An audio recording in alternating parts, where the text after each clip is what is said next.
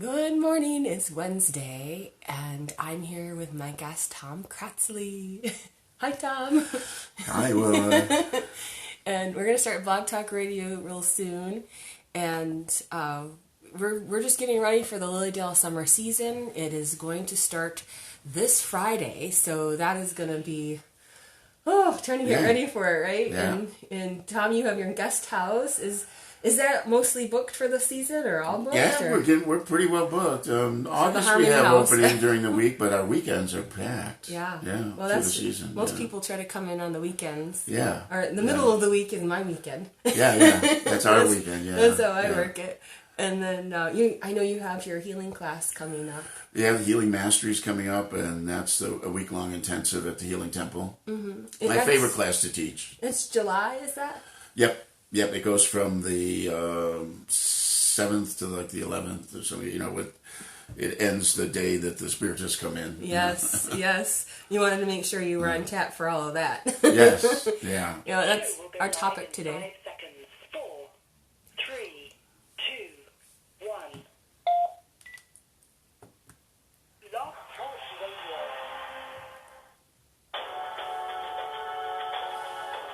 Welcome to Lilydale Radio, featuring topics about spiritualism, mediumship, healing, spirituality, and the Lilydale Assembly, the world's largest center for the religion, philosophy, and science of spiritualism.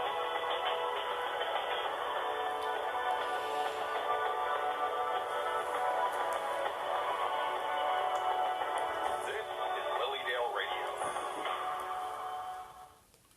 Good morning. Welcome to Wednesdays with Willa. This is a Lilydale radio show, and my name is Willa White. I'm a registered medium here in Lilydale, and you're tuning in on two different formats on the blogtalkradio.com/Lilydale radio site, or on my Facebook page, which is Willa White Medium. And this is a show I do Wednesdays at 10 a.m. I just want to make sure I tell people that this is the last show before September, because during the summer season, the radio shows do go on hiatus, because we're all registered mediums and we're busy. So I have with me my special guest today is Tom Cratsley. Thanks for being on the show today, Tom. I'm happy to be here with us. Tom's been with me before, and he's a very knowledgeable person, and I'm glad that he could join us for our topic today, spiritualism versus spiritualism. And they are different, and we're going to talk about similarities, differences today, cover the ground on that.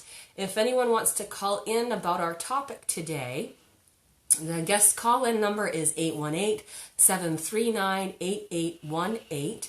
Again, 818-739-8818. We're not doing readings today, so if you're on the line already to ask for a mediumship reading, that's not what we do. And we'll be talking exclusively about the topic of spiritualism versus spiritism. Right.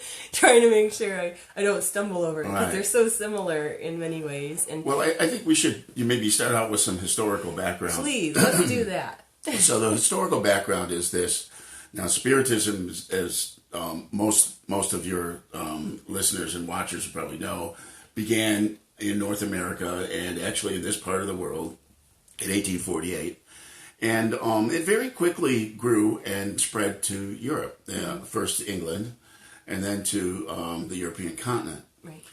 And it became, a cause célèbre, and all of the And it is ancient. Yeah. Spiritualism is ancient. That concept of talking with spirits and absolutely and the whatnot, basic but modern yes, spiritualism. modern spiritualism. Yeah, that's what we're talking about. Yeah, and that is that kind of the blend between science and religion. It's like say, okay, Yes. there is something real here. It needs to be investigated. Mm-hmm. Right, and so at that time, when people were seriously investigating it.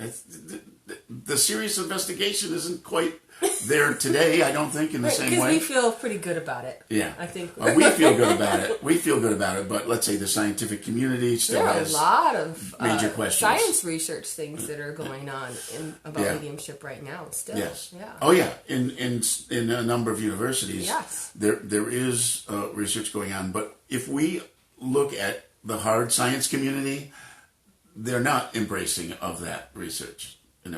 unfortunately. I wish there were. Yeah. I was a little bit more interested. Certainly in theoretical physics and so on, and the people involved in that are more, are kind of closer to delving into what we do than mainline science. True, okay? true. But anyway, let's get back to that historical piece where it went from to France, and in France at the time there was a man by the name of Allan Kardec, and that's his nom de plume. I can't pronounce his French name. Yeah, it's a long name. I have it written down for anybody who wants to know it. It's Hippolyte Leon Denizard Riviere.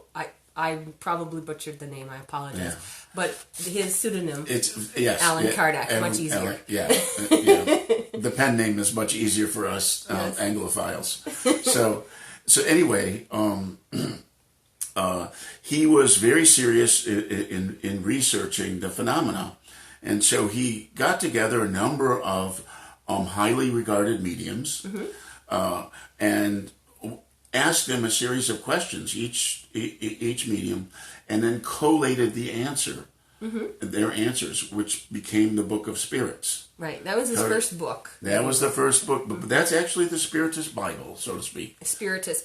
And maybe we should explain to them that Allan Kardec, he decided that even though there was all the spiritualism and spiritualist talk, that he decided that he wanted to go by Spiritism. He actually decided that he liked that name for what he was doing more. Yeah. and I think people do that. They decide they have a certain hierarchy of understanding things. That's academia at work. Yes. And so that's why he decided to name it Spiritism. Yes. He substitutes Spiritism and Spiritist for it. If you want to look at anything in the history of Spiritualism by Sir Arthur Conan Doyle, there's in part 2, in chapter 7, page 171 in my book at least, it talks about Allan Kardec and Spiritism. It's a wonderful book to give you a not just on Spiritism, but the whole breadth. It's all about spiritualism and spiritualist mediums in particular. Yes, the people who are people who are the practitioners. Yes. So anyway, that was collated, and that found its way to South America, Brazil specifically, and it grew and spread there. So that today there are literally millions of adherents. I looked it up, and it said that there are 40 million that adhere to Spiritism in Brazil, and 20 million that are adepts. And then I looked up the population for Brazil. The one in 2016 was over 200 million. So that's pretty good stats for a religion. Yes, it's a significant portion of the population, and when you think about that in relationship to spiritualism in North America, and particularly in the U.S., we're less than 1% of our population here that are card carrying. Now, are there people? We had this discussion earlier. Yes. Are there people who generally accept the tenets in their? If you were to discuss with them what the beliefs are or what the principles are of spiritualism, they said, well, I can go along with that. Oh, yeah. So there's probably millions of them. But actual practicing spiritualists, it's a very small group of people. Right? Yes.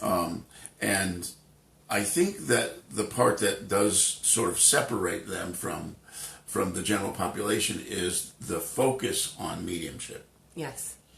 Okay. So, with Spiritism, the focus is different. While they openly accept and support and encourage the development of mediumship, of healing, and all of those things, the focus is really more on moral principles and living the good life, living the moral life. And out of that, letting that support the gifts. True.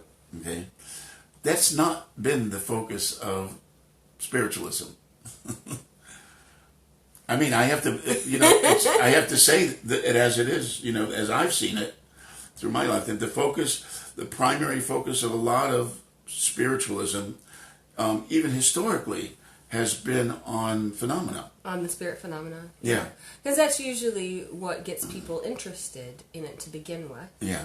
And a lot of the principles of spiritualism, most people could understand, like, we believe in God. Yes. We believe that God is all there is. Right. Those are easy moral principles to live by. Yes. And I noticed that the spiritualist and spiritism, spiritualist and I don't know what Spiritists. They both believe in the golden rule. It's Yes. both in their principles. Sure. So they're very similar in their principles, and that they believe in mediumship and healing, and that those are gifts, that spiritual gifts that they have. I mean, we're as close a cousin as you can get in the religious world. Yeah. So what in my research about this, it said that Spiritism is an offshoot of Spiritualism, which makes sense because Yes. Allan Kardec Right. took it off as a branch, Right. like you said, a cousin, as it were, of spiritualism. Now, they do a different kind of healing and a different kind of mediumship in some ways, though, right? I'm not sure it's a different kind, but maybe, the flavors, there's, as far as I'm concerned, when it comes to spiritual phenomena, there are endless ways in which it manifests. Yes. Okay, and it depends on who the practitioner is. True. So Everybody works a bit differently. Everybody has their own individual style, and so you're going to see that even amongst spiritualists and amongst spiritists. They're going to have their own unique stylings. Sure. Now there are some generally accepted, let's say, beliefs in spiritualism and spiritism that are somewhat different. Okay. If we go back to the beginnings of spiritualism, there was not an acceptance of reincarnation. Right. That was not part of that. However, the beginning of Spiritism, from the very beginning, reincarnation was a part of the belief structure. That's true. Yeah. That's very true. So that's perhaps the most significant, difference. Yeah. the most significant difference. However, if you were to ask most spiritualists today, do you believe in reincarnation? You're going to get a yes. Yes. But it's not part of the principles. It's not the way part of the it is principles. on Exactly. the Spiritism Exactly. side of things. Right. Yeah. Right. So it's all an interesting mix, both philosophically but also practically in terms of how the religion is practiced. So they both are beautifully non-hierarchical.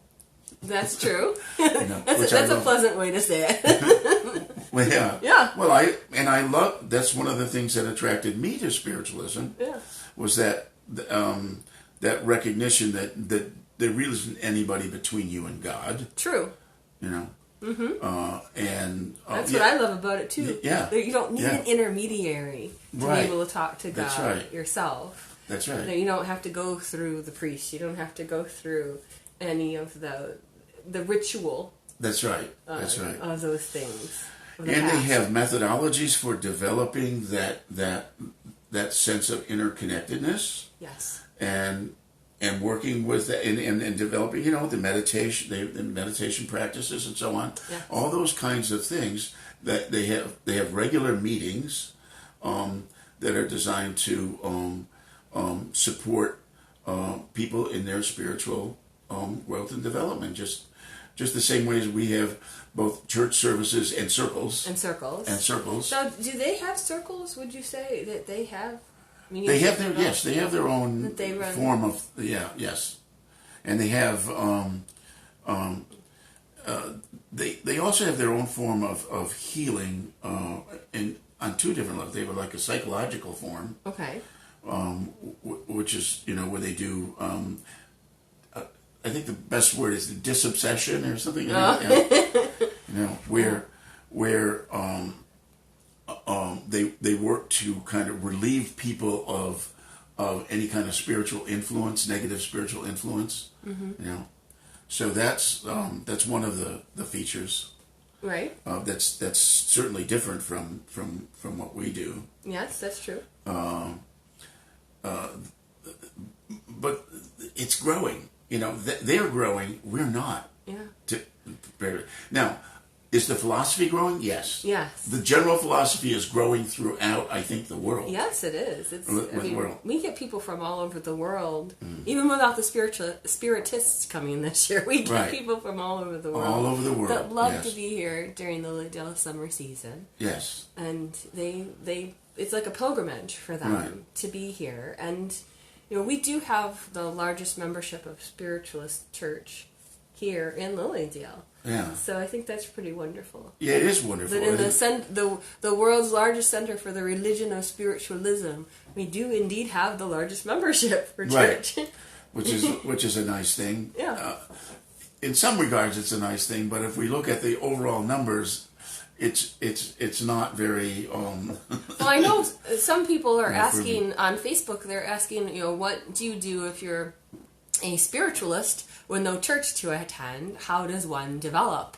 And you know, there's only so many books you can read. You do have to put it more into practice, and you can certainly start your own home circle.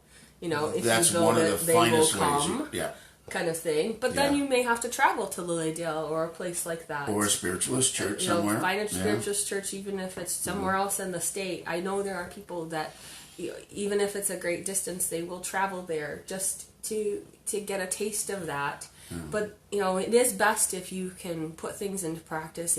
If you can either develop a home circle yourself, and I know I've had Judith Rochester on my program before, and she's a wonderful mediumship teacher, and she has a book that she's done that you can definitely apply, and other home study courses that are great for that too, like Trilogy Institute.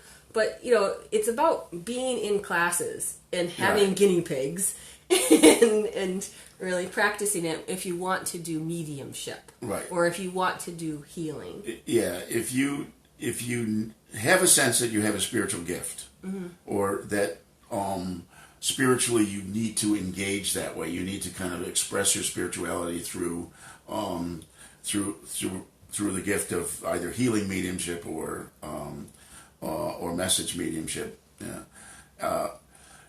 You cannot do that without some form of meditative practice. Right. Yeah. So that mind, body, spirit, you're aligning for that particular purpose. Yes. And you kind of get used to it. It's almost like if you get used to exercising or taking a walk daily and you miss your walk, you're like, you feel a little off. Yes. You know, and it's that way when you get used to doing mediumship or get used to doing healing and understanding about those gifts. I think it's if you don't have it in your local area, you're going to have to travel most likely. But you can certainly be a spiritualist anywhere in the world. That's right. And there is significant, as you mentioned, literature. Yes. That you can, but and I think that with more and more with literature, they're giving you some exercises to do as part of the teaching, the training. You know, even in the books. Yes. And even through the Lilydale radio shows, we're trying to give you a little taste of Lilydale and help you understand about spiritualism and mediumship and healing.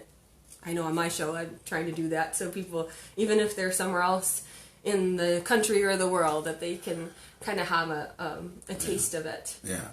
But I cannot encourage people enough to start some kind of practice on your own. Yeah. To start to attempt, you know, even if you have to, you know, use a meditation CD to get started out, or to do, or to just follow some kind of meditative prescription. You know, even if you just start a meditation circle and then things start to branch off from there. Yeah. And you know, I wanted to get back to Spiritism. Okay. Now there is the small s Spiritism. So I remember learning about small s Spiritism in school, and even in elementary school and into high school, they would talk about that they associated it more with ancestor worship, like in China and Africa, and those kind of things. So it's interesting that is also called Spiritism, but small s. Small s, okay. But it's an aspect of those other religions to talk to their ancestors. So that's where the academia comes in. Yes. See, Kardec was an academic. Yes, he was. So he was aware of that. Mm-hmm. That's why he applied. Does that make sense? Oh, yes, it does. So it's the academic stuff, right? Yes, it is. Right. So, and it's true that it is. It's part of perennial philosophy. Mm-hmm. That is, it's been with humanity since the very beginning. Yes. This connection to the afterlife, to the spirit world, which some religionists, if they're scientific, will say that it was all invented to make. No, they'll say that. I know they say but that, I don't. We of course do not agree. We don't adhere to that at all because we've had our own experiences. Yes, there's nothing that beats personal experience. And one of the reasons Lily Dale continues to attract people is when they come here, they find a freedom to be who they are spiritually. Yes. That didn't exist for them elsewhere. It's a spiritual home. Yeah. And they come through the gates and they feel the peace of that. And the freedom. I can be who I really am, and I know I have this connection. And we're pretty welcoming people. Yeah.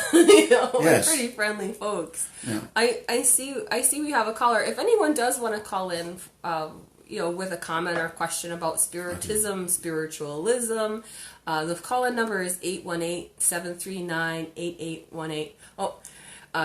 We're not doing readings today, so if anybody wants to call in and take part in our discussion with Tom Cratsley, who's my guest today, we're happy to have you. Yeah. If you want to ask any questions about Spiritism versus Spiritualism, we do have the Spiritists coming this summer, and they will be here in July. It's part of the theme week of Channeling Mediumship Around the World Week. And so they have different events that are going to be going on. So again, the call-in number is 818-739-8818. And we'll have different folks coming in. There is a healer that's coming. Yes, a spiritist healer, and he'll be doing a full morning program. It's free, and that's one of the interesting things about Spiritism that I think sort of separates it from how Spiritualism. Do they pass a hat or anything, or have a donation? Well, people do donate, but they will accept no money for their gifts. Either with the mediumship or with healing, but.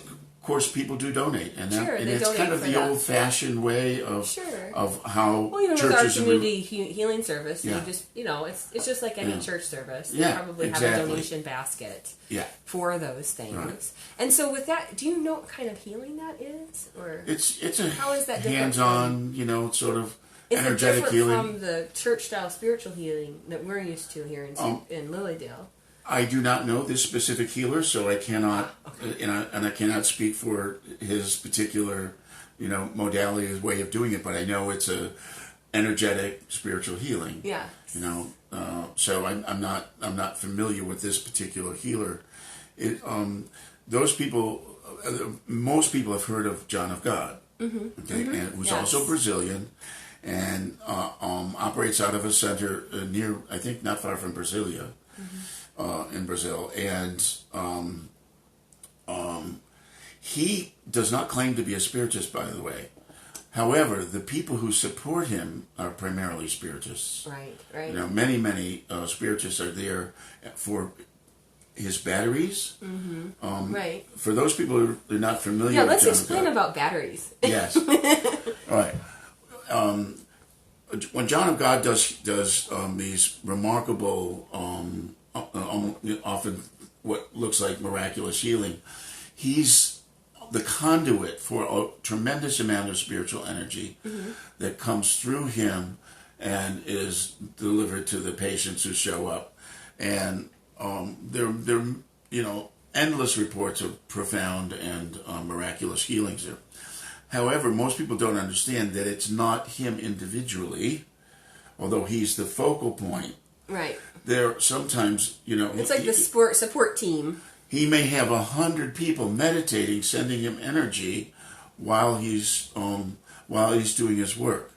So it is a collective spiritual phenomenon. So would you say it's a combination of spiritual and magnetic healing because of the battery? You know what? There may be that, but I also think that these people are meditators. So they're pulling in energy, the raising spiritual their consciousness. Yeah, Sure. So it's magnifying it, I think, on all levels. Like many years. Yeah, yeah. It gets magnified. So certainly, probably the magnetic level will be magnified, but primarily their intent is to amplify their spiritual, and then it gets. For me, my understanding of there's a step down process. Okay. Okay, from spiritual energy, which is not totally non-physical, into the subtle levels, into levels like the mental level, into the emotional level, into the level of chi or vital energy. Would you say it goes through the different aura levels as well? Sure. That there are 7 major aura levels and mental, causal. So it's like a step down procedure. So with all those people meditating simultaneously, they're also in physical bodies. Okay, so it's amplifying the energy on all the levels simultaneously. So it's not purely a spiritual phenomenon, but it's triggered by the spiritual connection. Well, even during our healing parts of the service, people are sitting meditating in their chairs and then healing out into the world. Yeah. And to the people who are coming to sit on benches. Yeah, absolutely. Yeah. During that healing, right? Church style spiritual healing here in Lilydale. So, right, and we can all amplify with our good intention. Yes, and and that's the function of all prayer. Yes. All honest prayer. There are misplaced prayers. Well, that's why God directs traffic, and so do the angels. They're like, let's redirect it this way. They know how to handle a lot of that. Yeah, right. They're quite useful in all of it. Now, I know there'll be some spirit artists that are coming. There is a spirit artist and coming. My mother being a spirit artist, of course, I'm very interested in. Yes, I'm excited about witnessing this particular artist. There's a number of years ago in Lilydale, we had another Spiritist weekend. And I attended some of those. Yes. And did you attend Maria Gertrudis? Yeah, that's where they did the art. She did the art. Yeah, she did different masters. Yes. That she was channeling at the time. Yeah. So anyway, a description of this, so that anybody is listening, I encourage anybody that even has the slightest bit of curiosity about this to come and witness this yourself, because it's really quite remarkable. And I will describe Maria's work, because I have not experienced the gentleman who's coming. Okay. But it's very similar. So. Okay. So what happened with Maria? She would go into a trance state, and there'd be blank canvases in front of her and paints set out, and she'd dip her fingers into paint while in trance and just start. It looks like slapping it on finger painting, slapping it on the canvas. And within a minute or two, you start to see the image forming, and after a couple of minutes, it's completely done.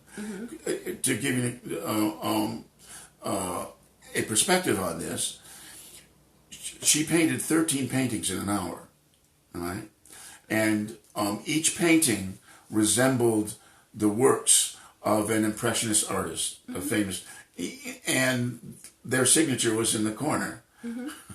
So, the idea is that, she was under their influence while the paintings were being done, and people who looked at them who were familiar with this art said, yeah, it looks like that person's art.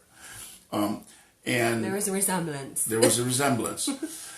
So at the end of the demonstration, the paintings were lined up, and people could go. It was a silent auction. And people could go and put bids on the 13 paintings, and the money that was collected went to an orphanage in Brazil. Again, No money. They take no money for their It's gifts. beautiful. Yeah, it was very beautiful. beautiful that they do that. Yep. And then there's also going to be parenting class, a Spiritist parenting. Do you know the different, like what they would be talking about? I don't know. I know Vanessa very well. Vanessa's a good friend of mine, and Vanessa's teaching it. Yes, Yeah. yeah. And Vanessa is actually one of the leaders of the Spiritist movement in North America. Okay. Actually, in the world. I mean, she's in done a North lot of work. America, not South In North America. Okay. In North America, and to give you some perspective on how vital things are for the Spiritists in North America, is because their conferences are larger than ours in North America. We are an unorganized religion. Yes. Because I remember speaking at one of their conferences in Florida, And they 500 people galvanized. They had 500 people come, and that these are just the Spiritists in North America. Well, I was Now, reading how admit- there are yeah. 35 countries Yeah. that have Spiritists. Yeah. So Now I have to say that the beginnings of most of them are expats, Brazilian expats. Ah, okay. So they a spread lot it. of Brazilian expatriates. Kind of like missionaries. Yeah, a lot of Brazilian expats that attended the one that I attended. I actually attended a number of them. They're wonderful gatherings.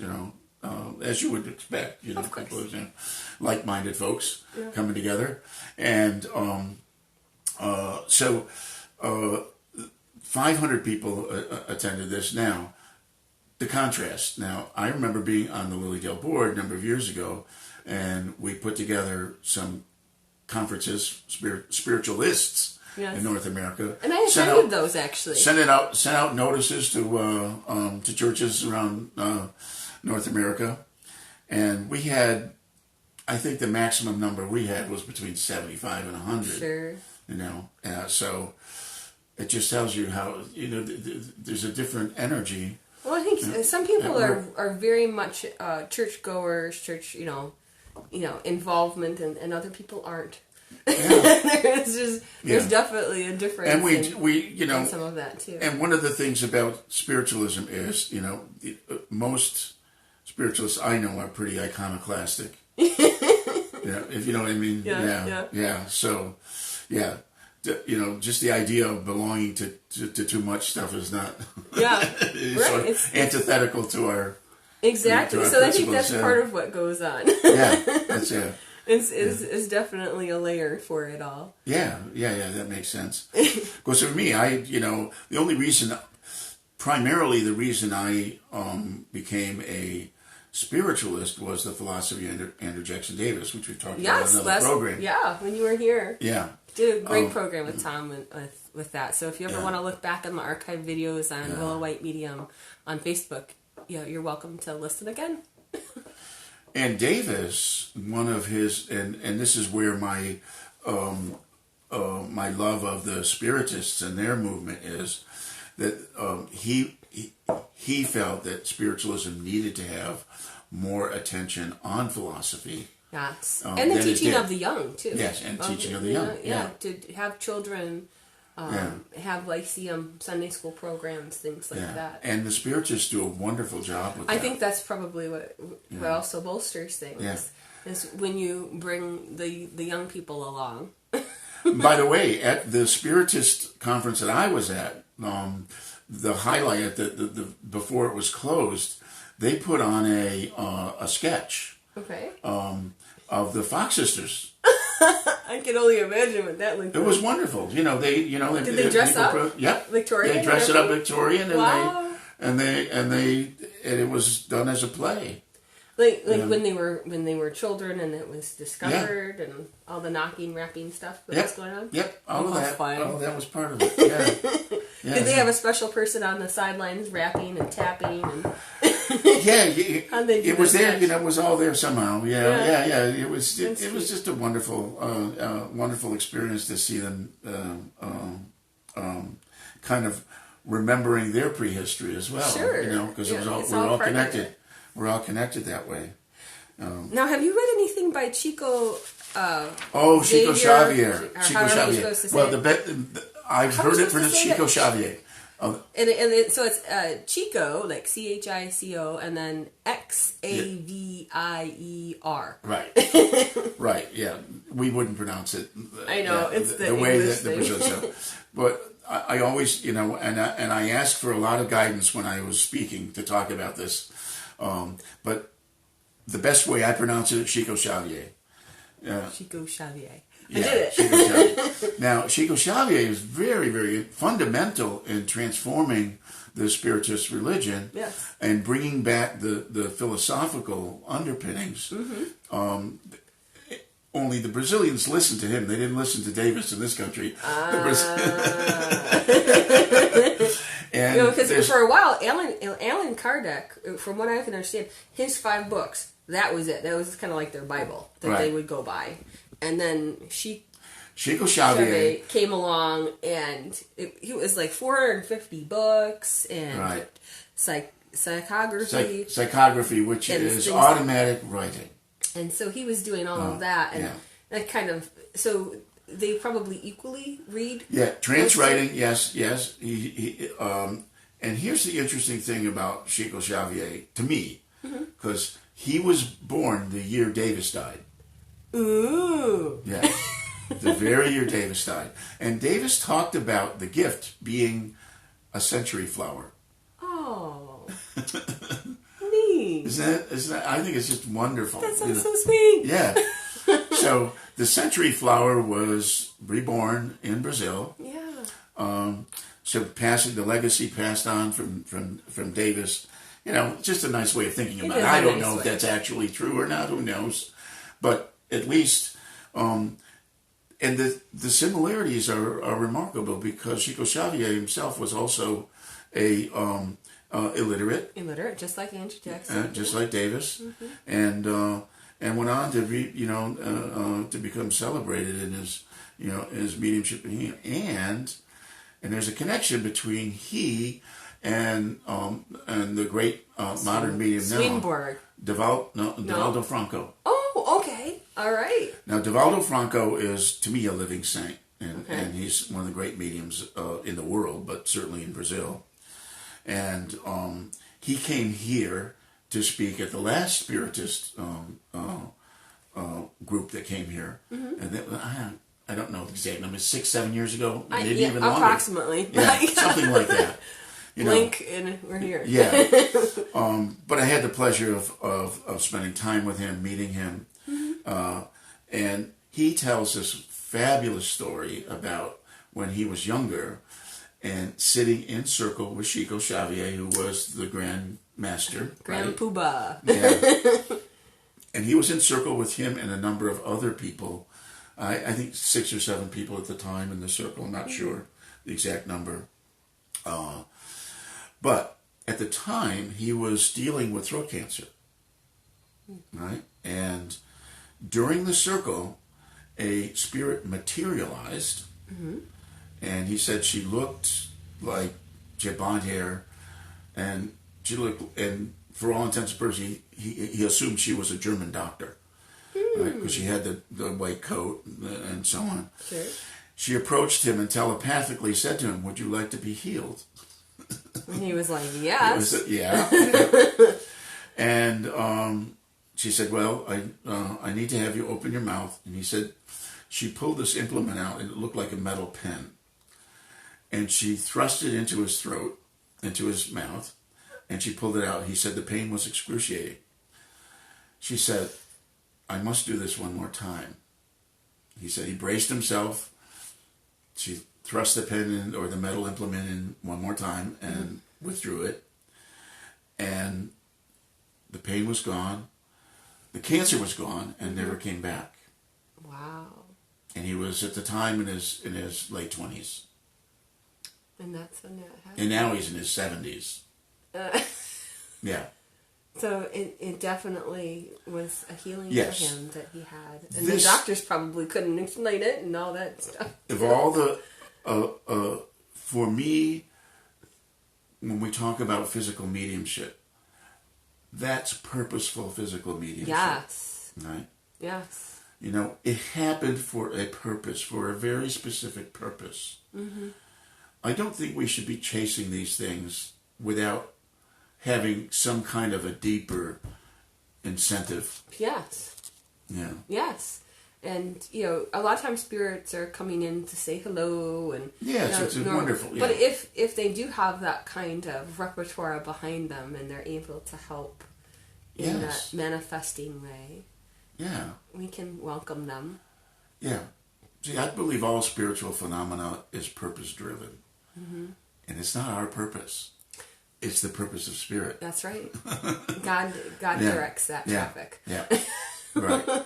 The source. As much as we can respect and support that, more phenomena is going to happen. Yes, that's true. I believe that. The more we set that as our intention of purpose, I agree. Yeah. I agree very much with that.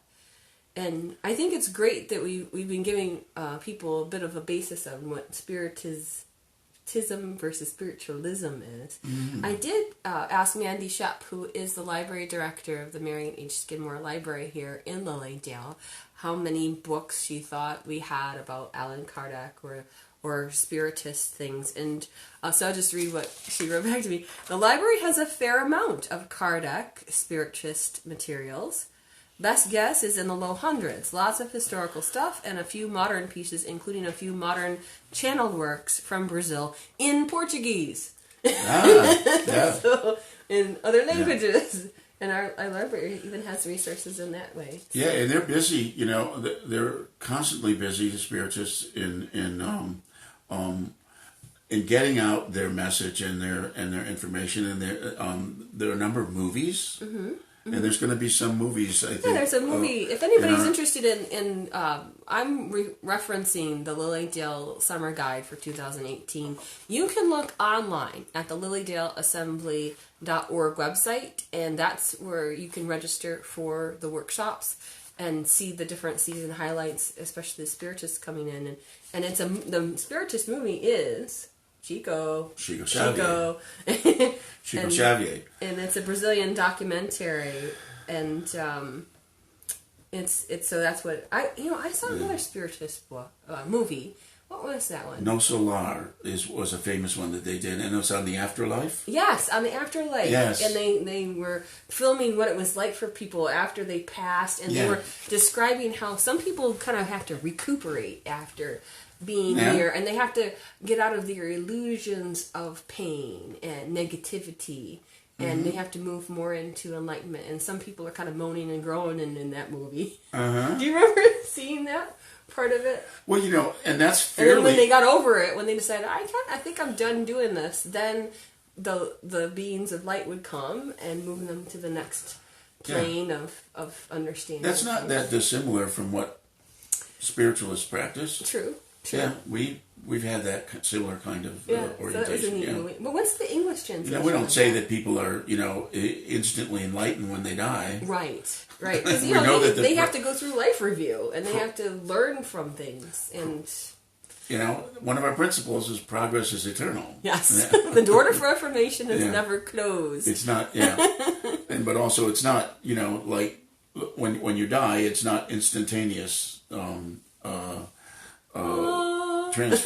Transformation into high spirituality, Well, it's interesting because when I've connected with people who are mediums who have passed in readings with clients, they can communicate really well, like boom, boom, boom, boom, boom. And the ones that haven't been mediums, sometimes takes them a little longer, or if they weren't really into this, it takes them. Yes. They have to kind of get their feet wet, learn the ropes, and kind of get over some of their own issues that they had. And then once they do, everything's pretty clear sailing. Yeah. Don't you find that it's definitely a continuum. Yes. Of how people integrate into the next life. Yes. Whatever state of consciousness you have when you're here on the earth plane, when you pass, you take that with you and you learn and grow from that place. And so I think that's a similarity between the cousins, Spiritism and Spiritualism. Yes. So it's pretty good.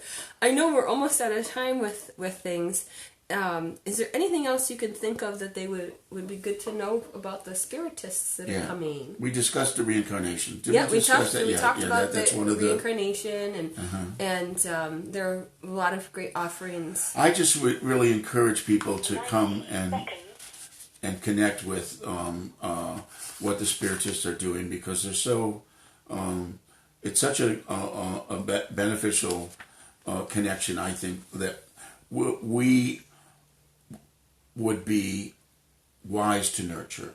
Sure. We have they're our closest cousins on the planet, and they're doing good work. Yes. Yes. All around the world. All around the world. All around the world. And I think it's wonderful what they're able to do and bring to the table. And I really appreciate you coming today and chatting with me and with everybody in Facebook land and Blog Talk Radio land about Spiritism versus Spiritualism. I think it's going to be a great summer season. I know a lot of people are really excited about it already. And we're going to be kicking off this weekend with the Tibetan Buddhist monks, and then having different theme weeks, and then the Spiritists coming, and all kinds of great things. So check out things on the lilydaleassembly.org website. And just as a reminder, this is the last show until September, but I will be doing some Facebook Lives in between when I get a chance. Life is very full during the summer season for me, between clients and other responsibilities and, family, of course. Yeah. So, and certainly check out Tom's website, which is it tomcratsley.com? Yeah. .com. So you can take a look at things there. Thanks everyone for tuning in today, and please leave your comments and lots of love to every one of you. We appreciate you. Bye-bye.